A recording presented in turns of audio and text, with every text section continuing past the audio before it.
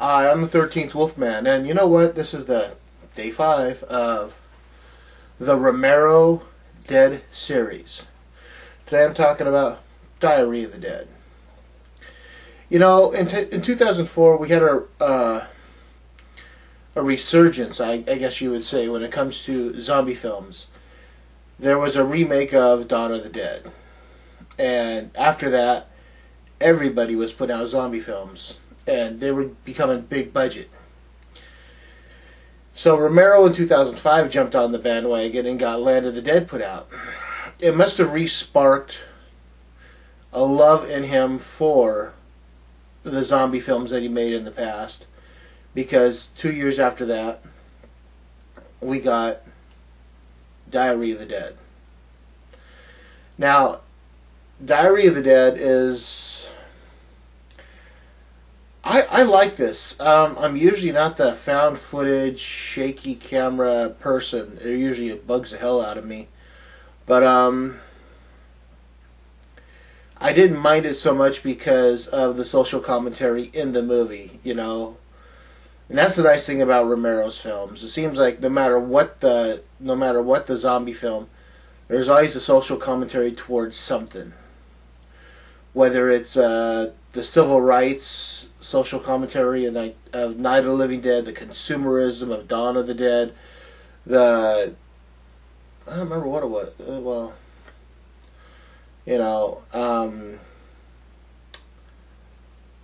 again, I guess you could say the Land of the Dead was a lot like Night of the Living Dead, with you know, how they treated the underlings of the world. And now we got media, and how media is readily available to everybody, you know.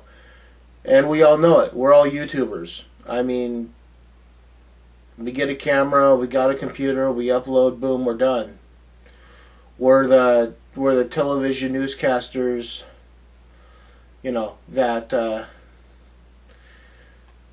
we want to be. Our, whatever you want to say, you know, newscasters, movie cast reviewers, whatever. But Diary of the Dead falls into that category, and he talked about it a lot. And I don't know, this movie just had a lot going for it. Again,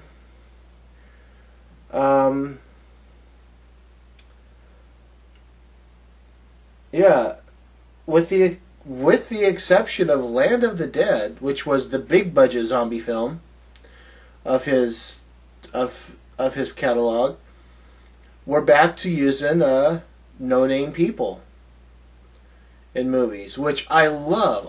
You know, but here's the thing that sucks, is that somewhere between him making Day of the Dead and him making Land of the Dead, I'm not sure if he permanently moved there, but he's up in Toronto now, up in Canada, making movies. So he's not using Pennsylvania anymore, you know, his home state. He's making movies up in Canada, and the last two, you know, Land and Diary, were filmed up there, even though they don't look bad.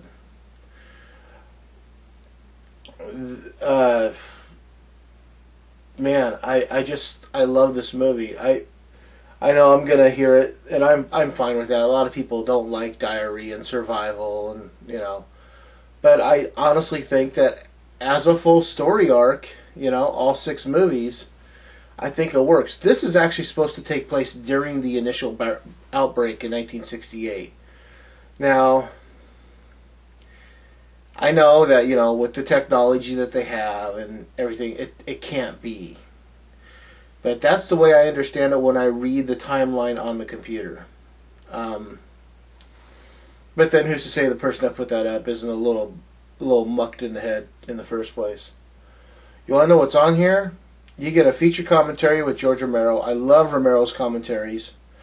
Director of photography Andy Swicka, editor Michael Doherty. You get For the Record, the feature-length documentary on the film's cast, crew, and creation. You get The Roots, the inspiration for the film. You get a visit to the set, cameo outtakes, MySpace contest winners, 5 zombie films from filmmaker fans, and character confessionals. And the other cool thing about this is that if you listen while the movie's playing, You hear people talking on the radio. Most of the people that are talking on the radio are other filmmakers. I know one is Quentin Tarantino. I believe, I might be wrong about this, but I believe another one is Guillermo del Toro. And a few others. But yeah, they're driving along in the RV and you hear someone talking and saying something over the radio. It's a director. I think there's 4 of them. I can't remember all of them. It's been a while. But yeah, so this is Diary of the Dead. Tomorrow I'm going to cap it off. I might have a surprise for you. I'm the 13th Wolfman. I'm on the prowl.